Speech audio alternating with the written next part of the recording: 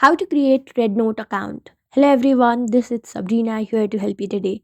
So without any further ado, let's get right into the video. First, open your Play Store and then install RedNote application. This is the application you'd be looking for. After installing, simply open the application and then agree to the terms and conditions. Now wait for the application to load. Now here you can log in using WeChat, or you can also go to other login methods if you want to log in via Google, Facebook, or Apple. Simply select Google and then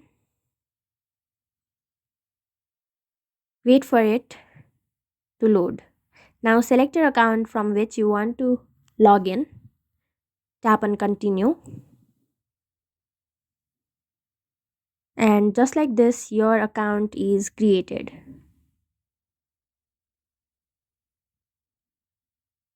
Now you can use the application easily. So that's it.